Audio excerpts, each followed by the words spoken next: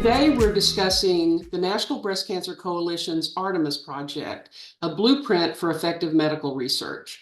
I am Beth Emery, director of this year's Alamo Advocate Program, and with me is Cyrus Ghajar, PhD, from the Fred Hutchinson Cancer Center in Seattle, where he is Professor of Public Health Sciences Division Translational Research Program, Director of the Center for Metastasis Research Excellence, and the Peter S. Lefkarides Memorial Endowed Chair. In 1992, DoD Breast Cancer Research Program was born when NBCC, working with Senators Tom Harkin and Alphonse D'Amato, got the first significant funding for breast cancer research. But by 2010, NBCC realized that the DoD program alone was not going to end breast cancer because research is often limited to what the world of scientists think is possible and what the bureaucracy will allow. In other words, what scientists think they can get funding for. NBCC realized it was time to model what a mission focus and truly collaborative breast cancer research could look like. We wanted to create a safe space for bold ideas and frank discussion, ideas that the mainstream scientific community was not addressing and traditional funders were not supporting. A group of visionary, innovative researchers accepted NBCC's invitation to participate in the Artemis project to develop plans to ask how we can stop women and men from getting breast cancer in the first place and how we can stop them from dying from it. Those that are part of the Artemis project are not in it for the money, of which there always has been very little. They are partners because they share NBCC's mission to end breast cancer and our vision on how to get there. So NBCC started with this question: can there be a preventative vaccine for breast cancer? Not, let's have a preventative vaccine, but can we? Is the science at a place where we can ask the question, and do the tools exist to find out? Many rolled their eyes. NBCC certainly didn't have the money to find the answer, but incredible people came together to address that challenge. As Cyrus will explain, we're very close to a phase 1 trial for the Artemis vaccine. We then asked questions about metastasis. What is it? What is the process, and can you stop it? So Artemis is creating new models for scientific research. Cyrus, summarize for us how you joined the Artemis project. Well, thanks, Beth, and thanks a lot for the invitation. I think it's a lovely summary and intro to the DoD Breast Cancer Program, the Artemis Project, and all of the impactful work that the National Breast Cancer Coalition has done to enable breast cancer research and really to influence the way that it's done and to do it in a way that no one has done it before, and that no other cancers and certainly no other cancer advocacy groups have been encouraging. So how did I get involved with the Artemis Project? This is a great question. I think you'd have to ask the organizers who invited me. My impression's always been I was selected to interview for a DoD Breast Cancer Research Program award called the Heir of Hope Scholar. This is a award that you can compete for within your first 6 years of independence. So, you start a lab, your clock starts running, and within those first 6 years, you can apply, basically write an essay about your big idea for how you're going to impact breast cancer research. How are you going to change the way breast cancer is studied? How are you going to impact the way breast cancer is treated? How are you going to change the way that we understand the disease? And if you can make a compelling enough case, you don't just get the award. At that point, you have the opportunity to interview for the award. So I think my year I believe there were 4 people selected to interview, and I was one of those people. And I conducted my interview, and I had no idea how it went when I left the room and got on a plane to then come back to Seattle. So the interview was in the DC area, then took my cross-country flight. I think a few days later, I got an email from Fran Visco inviting me to take part in the Artemis project. So I couldn't tell at that point, had I done really well and made an impact and then when I was being invited to this thing, or had I failed so spectacularly that they said it would be funny to hear this guy talk about metastasis again. Let's invite him to this meeting. So I came to the Artemis project my first time. in March 2015, and I've been lucky enough to be invited back ever since. And yeah, that was my history and how I got invited to my very first Artemis meeting. Well, I think I remember you mentioning at an NBCC meeting that you intended to go to workshops in one topic area, and you ended up getting put someplace else. Explain that part. Yeah, so the Artemis meeting takes place in two phases. The first phase is focused on preventing breast cancer altogether. So that's really the genesis of the vaccine and where the vaccine came from. The other part is about preventing metastasis. So it doesn't always happen that the preventing breast cancer portion of the meeting precedes the preventing metastasis portion of the meeting. But in this case, it did. And in this case, it was the second half of the meeting that, was preventing metastasis, and it was a little bit shorter, I believe, than the first half of the meeting. And I'll never forget that. So I was invited only to that second half, and I had to fly in on a Sunday morning from Seattle to California, and then the meeting would conclude, I believe, like later on Monday. So it's the Sunday after daylight savings time ended, and so the clock had gone forward, and I think I came like this close to missing my flight to California early that Sunday morning, but made it to the meeting, and immediately kind of sat down, introduced myself, and we started that second half of the meeting about preventing metastasis, and there's a lot of discussion about the best way to do that, and ultimately we coalesced around three ideas. One of them being about microenvironment, which is really what I study. That's the non-tumor cells that surround tumor cells. So, tumor cells exist in tissues, and this idea that non-tumor cells exert a profound influence on the fate of a tumor cell, regardless of whatever mutations it might have, is an idea that's been around since the late 1970s, and one that my postdoctoral mentor had really espoused and gone to great lengths over the course of decades to be able to generate data to support. So that was something, I trained in that area. I felt very confident going to that area. And so microenvironment was one topic. Stem cell biology was one topic. And then immunology, something I knew nothing about, was the third topic. So I would have been comfortable in the stem cell biology group, but I really was going to go to the microenvironment group. And so as we all got up from like a U-shaped table to coalesce into the groups that we were going to go in, I felt a tap on my shoulder, and I turned around, and it was Frank Calzone, who has been part of the Artemis project from the beginning. And he asked me, "So Cyrus, which group are you going to go to?" And I said, "Well, I'm going to go to microenvironment because, I know a lot about microenvironment. That's going to be where I'm most comfortable." And he said, "You really should go to the immunology group." And I said, "Well, Frank, I don't know anything about immunology." And he said, "That's exactly why I want you to go to the group." So it was interesting. It was, I think, a real turning point for me if I think about my career, because I basically at that point had like 2 minutes between, that conversation with Frank to maybe getting a cup of coffee and walking to where this group of all immunologists was going to congregate.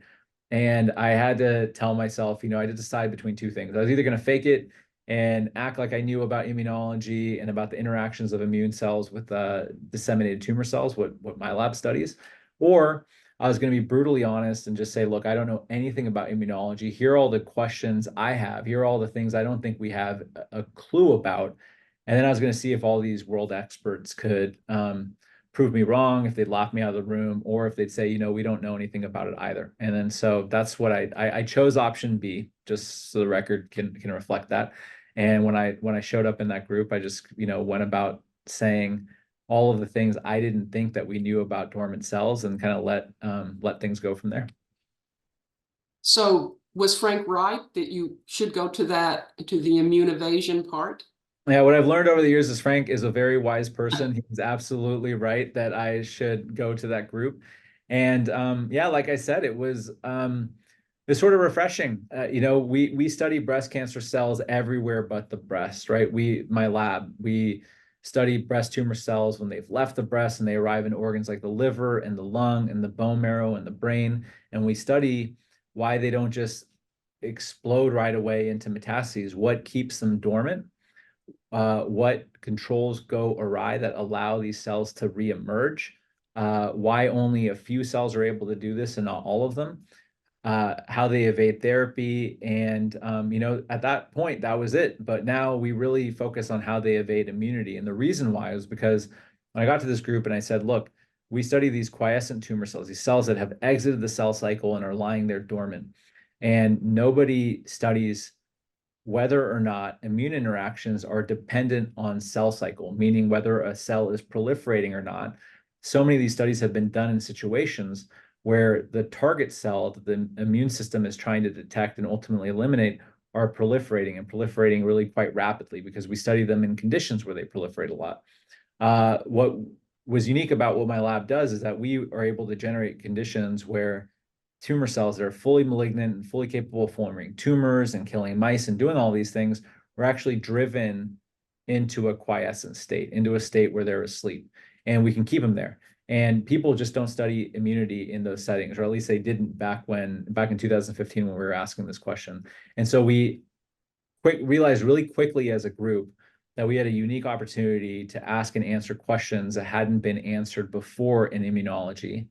And as a result, I think we were able to discover some really interesting things. So how did the Artemis structure set the stage for you to make the progress that you've made? And what are you hoping to find out eventually? So I think, there's many ways that the structure impacted the way that we do science, and ultimately the experiments we were able to do and the results we were able to get and where everything's gone from there.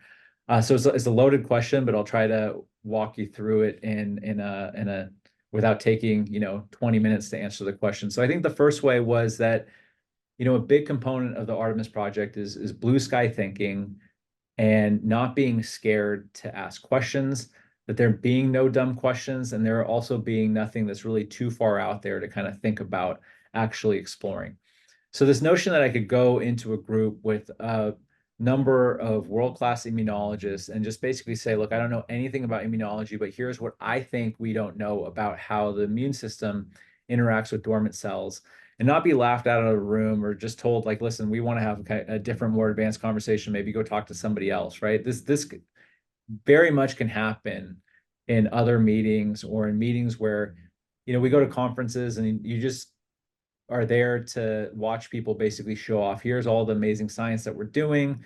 And then they get off the stage and they can be very difficult to find and interact with thereafter. Here it's not about showing off your science. It's about really gathering around specific questions and trying to come up with solutions, or at least ways to go about finding out the answers to these problems. And the problem that you're trying to solve is a really, really impactful one, right? It's all about breast cancer. It's all about how can we prevent breast cancer and how can we prevent women and men who get breast cancer from dying of their disease, right? And so that latter question is coalesced around preventing metastasis. So that's all this is about. It's about putting your egos aside and just saying, okay, what's the best way to prevent metastasis? If we agree on a general concept, then how are we actually going to go about solving it? Doesn't matter if the technology exists currently. It doesn't matter if we know all of the answers along the way. Just like, what do we need to know and how are we going to go about acquiring that knowledge? And so to me, it was just so refreshing to basically spend, a day and a half locked up in a room trying to come up with this answer. How do immune cells see dormant cells? If they do, why don't they kill them? And just think about all the experiments that we'd have to do to answer these questions and how we would arrive at those answers and how we could rigorously arrive at those answers. So we formulated a plan that, I left that meeting just super energized and wanting to pursue those questions. And I quickly got back to the Hutch. I stopped by the office of another amazing immunologist named Stan Riddell. And I told him about my work. I told him about this question that this group had come up with. And I told him about how, I thought his expertise could really be super informative to help answer that question. And so we went about it. We went about kind of formulating these experiments and answering these questions. And, it didn't happen overnight, but over the course of years, over the course of revisiting this question again and again at the Artemis project, we eventually happened upon an answer to this question. Do immune cells see dormant cells? The answer is yes, but not enough. Why don't they eliminate dormant cells? The answer is because dormant cells are incredibly rare and immune cells that detect them are also incredibly rare, right? So tumor-specific immune cells that develop, let's say in the breast to a breast tumor, and then go spreading throughout the body, they're really quite rare in all of our other tissues. So when you have these breast cancer cells that have spread to other tissues and are 1 in a million populations, and you want these two, essentially 1 in a million populations, to find each other and to interact time and time again, it simply doesn't happen to the degree it needs to happen in order for you to eliminate all these dormant cells and prevent the chance that metastases will arise altogether. You can't prevent it altogether because these dormant seeds are still lying around. So how can you now eliminate them? Well, the answer is that you need to be able to boost immunity and boost the odds in your favor. So you go from 1 in a million populations to still that dormant population being 1 in a million, but now your immune cells are far more frequent. And when that happens, these immune cells are now able to better able to find these dormant cells, eliminate them, and by that means you're able to prevent metastasis. So we discovered this, and we were able to show all of this in mice using what are called model antigens, which is really the approach that we formulated in Artemis. So what's a model antigen? It's a protein that you put into the tumor cell, and then you can engineer immune cells that detect that protein, and it really just lets you set up the conditions for you to be able to answer this question about immune cells and dormant cells and how they interact. And you've been at this for 9 years. What was it about the Artemis structure that got you where you've gotten, and how long would it have taken if it had just been, sort of business as usual research? Yeah, to be perfectly blunt, I don't think if it had just been business as usual research, the whole question wouldn't have even gotten asked in the first place. I firmly believe that. I wouldn't have been trying to work on immunology. I wouldn't have the collaborators in the network to be able to answer this question, to get the reagents that we need to answer the question. I wouldn't have had the space to sit and interact with a group of experts, with a group of advocates who say, we really, really want to know the answer to this question. This is a good question. How are we going to go about answering it? None of that would have happened. So I think the bottom line is, business as usual would have been my lab doing what we do and never thinking about immunology and kind of staying in our lane. And, I think we're innovative. I think we ask really impactful questions. But we wouldn't have veered into a space where we don't normally veer into, because I think there would have been that fear of going into a completely new direction that we have no expertise in, and B, not having that network of experts to kind of teach us how to ask the question in the most sophisticated and rigorous way possible. So that's one way. The second way is because now that the questions evolve, like we know why dormant cells evade immunity, and now it's really gone towards how can we actually A, see if this applies in humans, and B, how are we actually going to pull these dormant cells out of humans, profile them, and figure out what we need to engineer immunity against, not in mice, but actually in humans, in breast cancer patients. What are we going to engineer immunity against that will allow us to eliminate all of these dormant cells in the body of a breast cancer patient? And that is an extremely difficult undertaking. It's something that nobody else has done before. And we had to establish an infrastructure to do so. And all of that infrastructure came out of Artemis. I cannot overstate that the epidemiologic expertise it takes, the cancer biology expertise it takes, the immunology expertise it takes, and all of the genomics expertise it takes to be able to answer this question using the most cutting edge technologies in a completely rigorous fashion. That whole infrastructure came out of Artemis. And so none of it could have happened without it. Now, one of the other exciting things that's come out of Artemis is the preventative vaccine. Can you give a brief description of where the project is on the vaccine? Yeah, so I think I should first emphasize that I have not been involved with the vaccine from its inception, and this is certainly not my area of expertise. As much immunology as I've learned, vaccine immunology is something that I'm not a real expert in. But this is a question that was at the heart of Artemis, as you said, from the very, very beginning. The initial meeting was really kind of generated around this question. And I think you put it beautifully, not we want to make a vaccine, how are we going to do that? But how can we prevent breast cancer, and is a vaccine the way to go about it? And my understanding was that first meeting, the immunologist experts came to that meeting, not because they wanted to say, oh yeah, here's how you're going to do it. They just basically wanted to tell the NBCC advocates it could not be done. But after 2 or 3 days of vigorous debate, everybody left that meeting thinking, you know what, maybe it actually can be done, and maybe this is the way to do it. So people have been working on it ever since. There's been a core group led not only by the NBCC advocates, but by Keith Knudsen at the Mayo Clinic in Jacksonville. And they've gotten to the point, with a lot of hurdles put in place by the COVID pandemic and the fact that all of the vaccine infrastructure in our country, both private industry and a lot of academic, was really kind of taken by the fact that we needed to produce massive quantities of vaccine. So that not only meant that the infrastructure was kind of taken up, but it also meant that any free space became very, very expensive, right? There's a whole lot of demand and not enough supply. So costs for the vaccine have gone up drastically. To produce the vaccine have gone up drastically. And when you want to produce enough vaccine for a phase 1 trial, and it all needs to be the type of quality that can actually go into a human being, that's a very expensive and extensive undertaking. But Yeah. aren't they close? It's my understanding that Yeah. it's being funded by NCI Prevent right now, and we're close, maybe a 2025 phase 1 trial on the vaccine. Yeah, So, exactly. No, you're absolutely right. And I think had it not been for the COVID pandemic, it would have already happened by now. yeah, But the fact that the COVID pandemic, with all the vaccine infrastructure being taken up, they got the NCI Prevent funding. Then the costs they skyrocketed to the point where the NCI maybe couldn't actually afford to fund it.